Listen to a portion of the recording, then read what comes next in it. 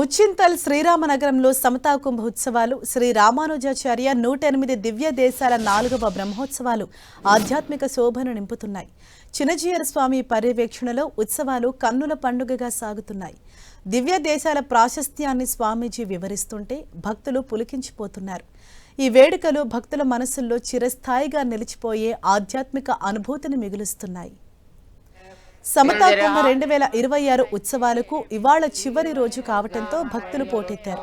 11వ రోజు కూడా కన్నుల పండుగగా సమతా కుంభ 4వ బ్రహ్మోత్సవాలు జరుగుతున్నాయి. ఇవాళ శ్రీ పుష్పయాగం, ద్వాదశారాధన, దేవతోద్వాసన, మహాపూర్ణాహుతి కార్యక్రమాలు జరగనున్నాయి. उस देवघाट क्षेत्र में भी स्वामी जी महाराज ने यज्ञ करके सन 1967 उस समय में वहां रामक्रतु स्तंभ का माने प्रतिष्ठापना की. ये पूरे उत्तर भारत में भी हम लोग दर्शन कर सकते हैं.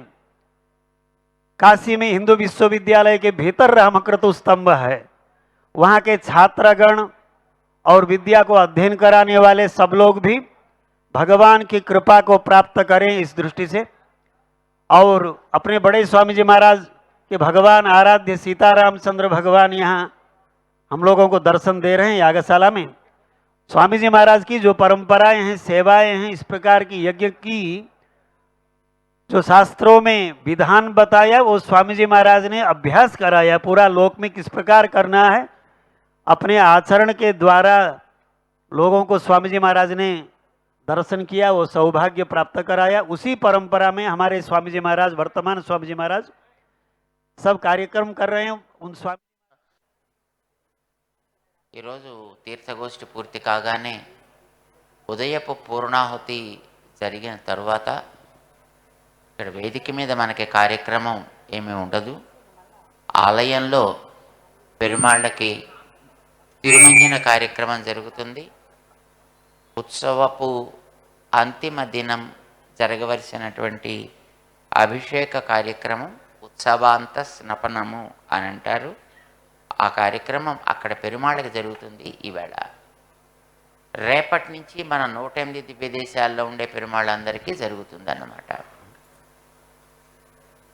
ఈరోజు పెరుమాళ్ళకి తిరుమంజనం పూర్తి అయిన తర్వాత 1 గంటకి ఇక్కడే ఈ మన వేదిక మీద శ్రీ పుష్పయాగము,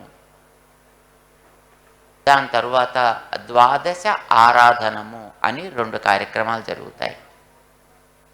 దాంట్లో మొట్టమొదట రకరకాల పుష్పాలతోటే చక్రాబ్జ ఒక మండలాన్ని రచన చేసి అందులో మాసాలని ఆవాహన చేసి ఆయా ఋతువులలో ఉండేటటువంటి ప్రకృతి వైభవం పెరుగుతూ ఉండాలి. ప్రకృతి అంతా కూడా ఎప్పుడూ కూడా పచ్చగా కనులకి ఇంపుగా ప్రకాశిస్తూ ఉండాలి.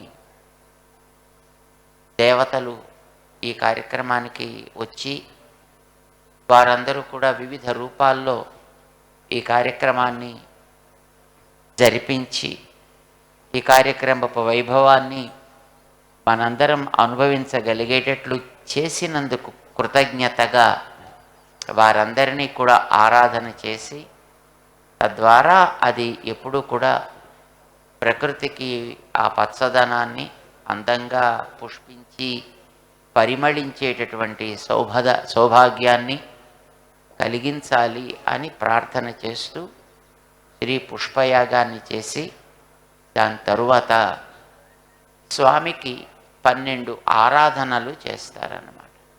ద్వాదశ ఆరాధనము అంటారంటే ఉదయం ఆయన్ని సుప్రభాతంతో లేపినప్పటి నుంచి ఆరంభం చేసి రాత్రి మళ్ళీ పెరుమాళ్ళకి శయనోత్సవాన్ని జరిపేటంత వరకు జరిగే కార్యక్రమాలని అన్నిటినీ కూడా జరుపుతూ అట్లా మొత్తం 12 ఆరాధనలు. అది పూర్తయిన తర్వాత దేవతా ఉద్వాసన జరుగుతుంది.